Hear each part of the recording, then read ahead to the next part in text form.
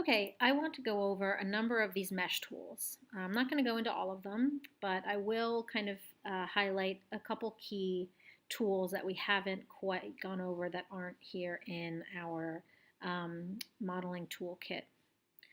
So we have gone through a number of these. We've done combine, separate, and Boolean operations.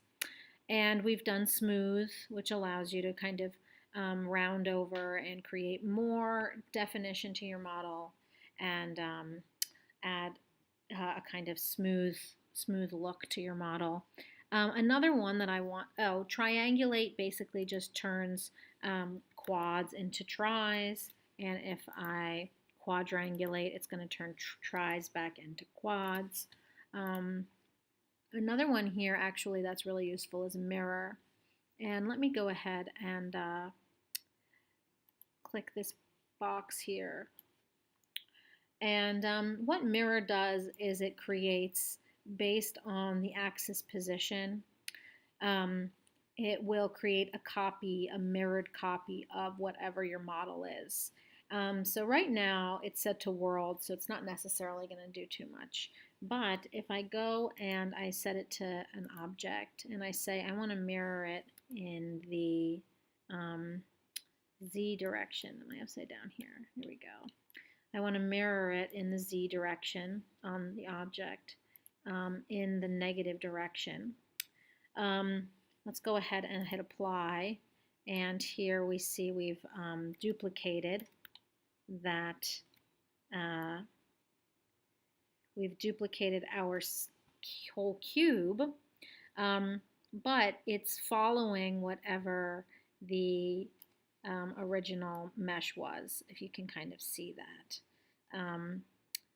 So how this is really useful actually is, let me go ahead and delete this, is if I start to model something, and let me go ahead and go back to one of my other tools, the Insert Edge Loop tool. Actually, under the tool settings for Insert Edge Loop, there's something called Multiple Edge Loops, and if you click this on, it's going to put an edge loop right at the center of whatever face, whatever loop of faces you want to create that edge loop in. So it's going to find the center of all of the corresponding faces and create the loop there. And so let me go ahead now and delete these faces on the other side. Face mode. I'm still in Edge Loop tool. Select tool, face mode, and delete these faces. So I have kind of half of my geometry here. And let me go ahead and insert another edge loop, maybe right in the center here. And then move this edge out. And up. And you can start to kind of model. If you have a model that you want to keep symmetrical, you can kind of deform just one side of it, and whenever you are finished, you can go ahead and go to the mirror tool. And so if I go ahead and I hit mirror here, I have a copy that is duplicated to symmetrically over whatever the axes that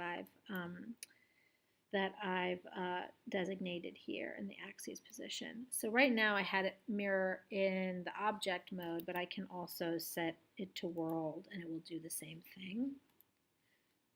Okay, and so it's still connected here, meaning that I'm kind of manipulating this border edge, and here you say it says merge border. We can turn that on or off, bridge border. And bridge border means that it's creating an extra flow of faces. Instead of combining these two borders, it's bridging them. Okay, so we can say bridge border, or don't connect them, or merge them together. Here is where we set the axes. So let's go ahead and change this axis to a different direction here. The Y direction does something else. X, you can see, does mirrors it in the X direction. Okay. I mean, the way that I've kind of snaps them together, huh? And the way that I've kind of, I guess there's a certain distance away that you have to maintain in order for it to merge the border vertices. So because, this I actually had kind of started to model this with the intention of mirroring it over the Z, but I just did want to show you kind of you can change the axis direction. And these are things that you are able to change within the options here before you apply it. Back up to mirror. Okay, so this option box here, you're able to kind of set those parameters, but you also have this kind of floating option menu that allows you, as you are performing the operation, to set certain parameters for it. So we can cut the geometry on or off, meaning that, I don't know what that means, cut geometry, to be perfectly honest with you. Axis position, world, or object. In this case, it's going to be the same because the world space is maintained. The border here is, the border of our object that we're mirroring is lying flat against the world space and in the same direction of it. And then again, this was the merge threshold, so I could turn this up quite a bit more, up to 1, I guess. And that will, at 1 unit, merge them, but after 1 unit it won't be able to any longer. And smoothing angle, I'm sure, has something to do with a merge as well. If you don't have a kind of, I'm not sure, smoothing angle, but I believe that has to probably do with this merge.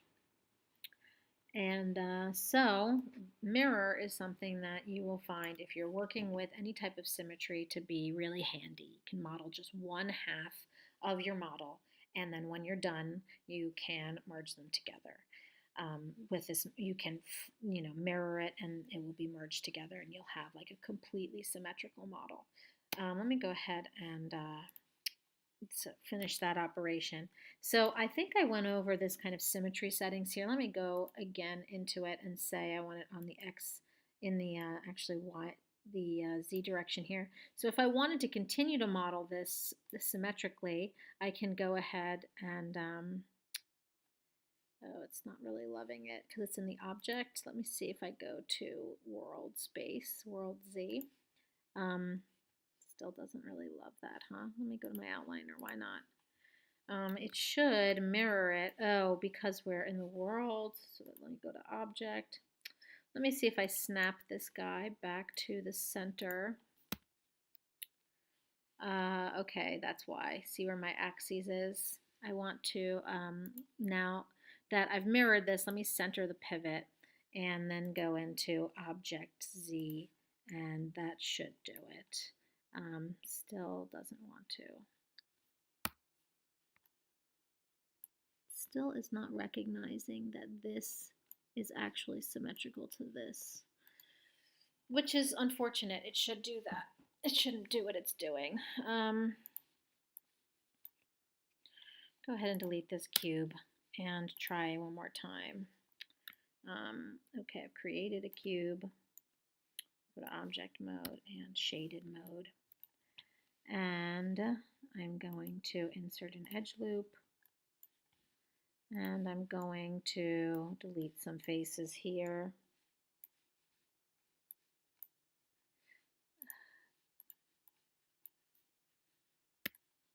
Oh, because I'm in symmetry mode. That's why it's selecting both. Go to off. Delete these faces. Perform some kind of function to maybe this face here just to shrink that down. Select my object. Go to my mirror options here. Combine with original is checked on. Merge with the border vertices and the Z in the negative direction. Whenever you see this axis direction being plus or minus, you can refer back to your little legend down here, your key. And so if the line is going in this direction, it's positive, and the opposite direction would be the negative, the y positive and the y negative. And then the x positive and the x negative. So just keep that in mind when you're trying to determine what direction. So we want to mirror this in the z in the negative direction. Merge border vertices, and go ahead and let's hit mirror. And we've done this function. Here we have 1 cube. So if I hit my symmetry to my object z, if I go ahead and select, there we go, now it's working. I must have done something wrong with the first operation of mirroring, that it wasn't recognizing it. But now I'm able to still kind of go in and work symmetrically in my model. Now this is a pretty, a very, very simple model. I mean, there's no complexity here. But should you start to kind of like model out a face or a body or anything that maintains kind of symmetry, modeling one side of it and mirroring it is the kind of way to go. All right, what else do we have to work with here? Cleanup is something that you might want to use as a kind of like last resort for a model that has that has like just messed up geometry. It's something we can maybe try to get into if you have a model that you've worked on that seems to have like faces, multiple faces kind of on top of each other, because of, you know, maybe you've extruded something and accidentally, and so you didn't actually perform the extrude and you've just made a copy of a face on top of a face.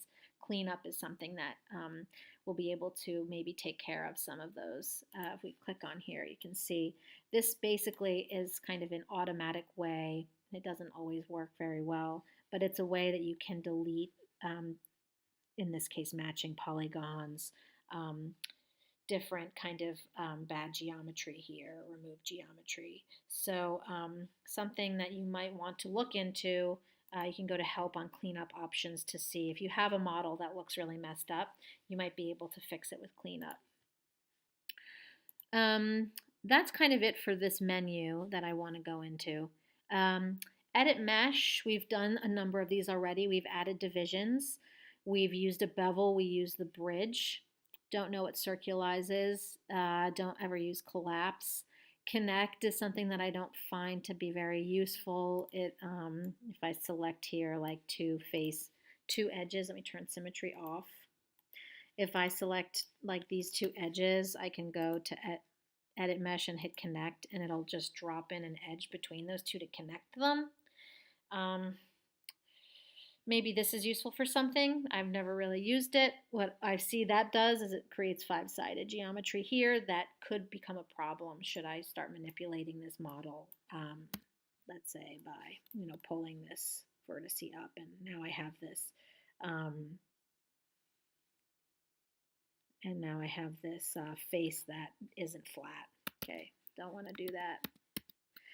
Let me go ahead and see what else we have. Detach allows you to take a component and detach its edges. So here it's attached, and if I go edit mesh and detach, now I'm able to kind of pull this away from my model. Now we don't necessarily want models. You can have models that look like this if you are making an animation of some kind, but the minute you need to kind of export your model in any way, you don't want to have incomplete meshes. You don't want to have holes in your mesh. You have to, because again, all of these faces have no depth to them, and so this is just not, you need to have a kind of solid form. You can't have a form that has a hole in it. But detach, you know, might be useful in some kind of, for something. I'm sure then what you can do is like, you know, select these edges maybe and say bridge and select these edges, bridge, right? And so this is kind of a roundabout way of extruding that face.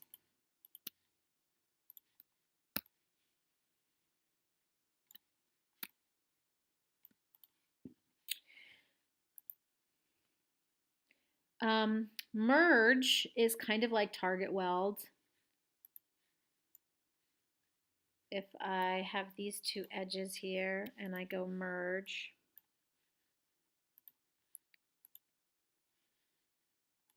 and maybe it only works for vertices, and merge. It pulls them together at the center. So I don't know what the difference between merge and merge to center would be. Seems to do the same thing unless, let me look at the options here. Okay, so always merge two vertices. Oh, merge might be another way you can kind of troubleshoot geometry that is lying on top of each other. You have a certain threshold that you can set, and so you can like select a number of vertices that, okay, let me actually show you an example of this because this could be really useful when troubleshooting. Let's say I have a cube here, and let me go to my face, and I want to extrude this out. Edit mesh and extrude. Okay, so let me hit return. I have now, I believe, extruded this face, okay, without actually changing where it is located. So what I have here is I have two sets of vertices at each of these points in the exact same location. So I have two faces that are in the exact same place, and this can lead to a lot of problems. One of them being any type of rendering if you don't have like the way the material is applied, or if you're printing something, 3D printing, you're going to be doing this twice in the same spot, and it's going to mess up your print. It's going to mess up your rendering if you have geometry like this. And so a way that you can troubleshoot it is by using that merge. So it says always merge vertices, but let me go ahead and like select these edges maybe, and I can't, I wish I could select this as an edge loop, but it won't let me. So I'll select this and then I'll double click here and select this edge loop, and I'll go up to mesh and say, edit mesh and say merge, and so I want my tolerance to be larger. And I should be able to merge these now into one. Polysew edge doesn't really let me go ahead and do it here and set my threshold to 1 and hit apply. And I should be able to merge these two.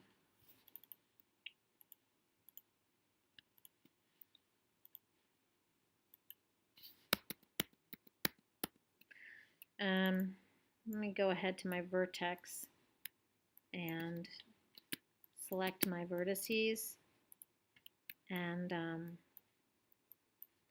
see what happens if I hit merge. Hopefully they don't merge them all together. Hopefully it will just merge with that tolerance distance threshold. There we go. So if I start to increase that, you see that eventually it recognizes that it's a certain distance away and it'll snap them together. So only at a certain distance will it merge vertices together. Okay, so that's what that merge tool does. I guess it doesn't work with edges, but it does work with vertices. So if you have geometry that looks like you have a number of faces that are on top of each other, you can try some of the options in cleanup, but you can also go and merge those things together. Merge to center doesn't have a threshold with it, and so I can just kind of like select different components and go merge to center, and it will combine those two at the center of those points, which is different than target weld, which brings like one component and merges it with another at that second component's location. Okay, so a little bit different. What else do I use here? If you need to delete edges or vertices, which is, again, this is for troubleshooting. If I have, let me see, a good example of this. Let me like cut something with the multi-cut tool here. Okay, and I want to, like, I don't want to have, let's say I'm troubleshooting this, and I said, oh, I have something, ooh, I have two vertices here that did not merge, which is funny. I guess I must not have selected them. Let me go to my vertex mode and go back to merge here. So that did it, but we still have these edges, huh? Anyhow, I think that's just because I added this. This is now we're starting to see, this is where your model starts to mess up, even with some simple operations. This is why you want to have maintain edge loops and things. But anyway, if I want to go ahead and delete that vertice. If I want to delete this edge, okay, I'm in edge mode. I say I don't want that edge there, and I hit delete on my keyboard. It deletes that edge, but as you can see, we still have these faces still have 5 sides to them. 1, 2, 3, 4, 5. And that is because you still have vertices. The vertices haven't been deleted. So the only way you can kind of accurately delete edges that you don't want is to use this delete edge vertex tool. And I think I accidentally had something else selected that I don't want. No, I don't, but I think there's some kind of issue. Delete edge vertex. Must have deleted another one here.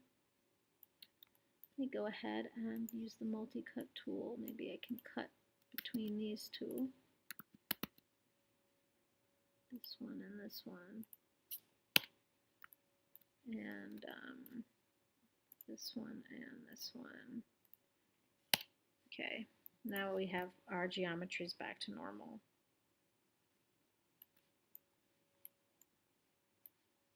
I guess the moral of the story is be really, really careful about creating extra geometry on top of itself and to having anything that has 5 sides to it, okay?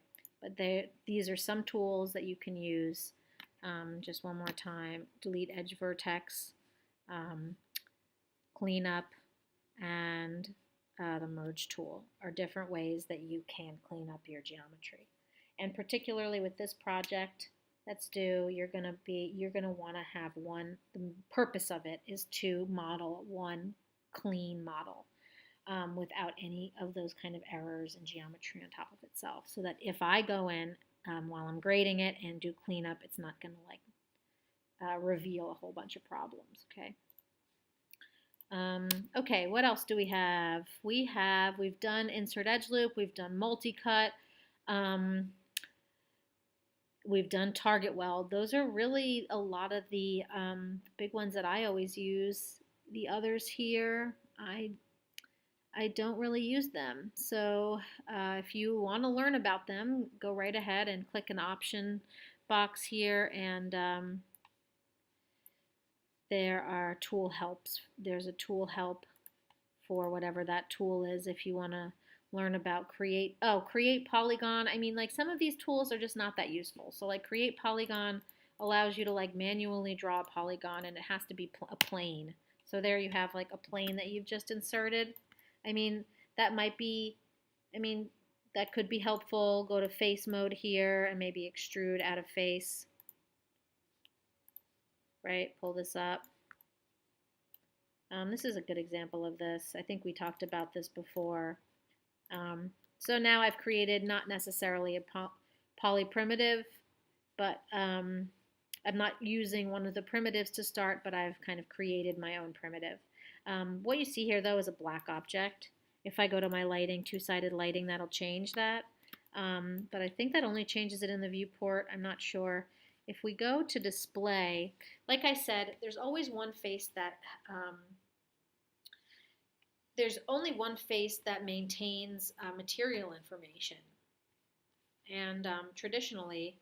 And so if we go to our display here, we can see which direction it is, and it would be the direction of the normals. So I go to polygons here, and I say display face normals. We don't see any on the exterior, but we do see them on the interior.